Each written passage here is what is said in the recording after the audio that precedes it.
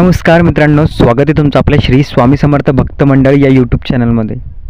स्वामी भक्तांनो, नुकतंच श्री स्वामी समर्थ महाराजांची पुण्यतिथी पार पडली।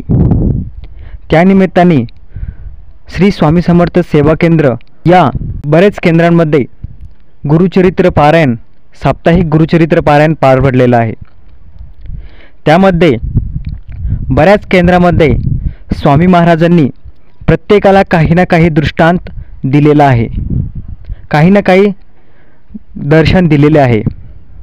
तर असेच आपल्या भोकरदन तालुक्यातील म्हणजेच जालना जिल्ह्यातील भोकरदन तालुक्यातील मलकापूर येथील श्री स्वामी समर्थ सेवा केंद्र येथेही साप्ताहिक गुरुचरित्र पारायण पठण संपूर्ण व्यवस्थितरित्या पार पडलेलं आहे।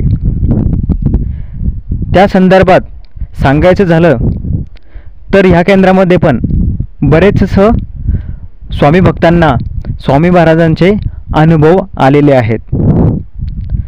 तर स्वामी भक्तांनो, आज मी तुम्हाला तेच अनुभव थोडक्यामध्ये सांगणार आहेत। तर सर्वप्रथम मी आपल्या चॅनलवरती 2 दिवसापूर्वी एक व्हिडिओ अपलोड केलेला होता। त्यामध्ये चंडी याग चालू असताना स्वामी महाराजांनी यागामध्ये स्वामींचं दर्शन दिलेलं आहे। ते एक फोटोच्या माध्यमातून मी तुम्हाला चॅनलवरती दाखवलेलं आहे। जो व्हिडिओ कोणी बघितला नसेल तर चॅनलला डिस्क्रिप्शनमध्ये या व्हिडिओच्या डिस्क्रिप्शनमध्ये मी ते लिंक देत आहे, ते तुम्ही बघून घ्यावे।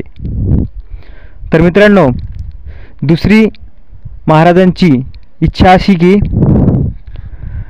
एक आपल्या केंद्रामधील एक ताई होते, त्या ताई रात्रीची प्रहर सेवा करत असताना, वीणा वादन करत असताना त्यांना महाराजांनी एक अद्भुत दृष्टांत दिलेला आहे। तो असा की त्या ताई केंद्रामध्ये वीणा वादन करत असताना त्यांना स्वामी महाराजांच्या प्रतिमेच्या वरती 2 ते 3 साप असे आले आणि दिसले त्यांना, आणि काही क्षणातच ते गायबसुद्धा झाले। त्यांना काहीच कळलं नाही की कुठून आले आणि कसे गेले। तर आमच्या श्री स्वामी समर्थ सेवा केंद्राचे केंद्रप्रमुख यांनी सांगितले की ताई, तुम्हाला स्वामी महाराजांनी तुम्हाला दृष्टांत दिलेला आहे, तुम्हाला स्वामी महाराजांनी त्यांचा दृष्टांत दाखवलेला आहे। तर स्वामी महाराजांचे भक्तांनो, बऱ्याच ठिकाणी स्वामी महाराज कोणत्या ना कोणत्या रूपामध्ये येऊन तुम्हाला दर्शन देतात। तर असा हा अनुभव आम्हाला या गुरुचरित्र पारायण या साप्ताहिक पारायणमध्ये मिळालेला आहे।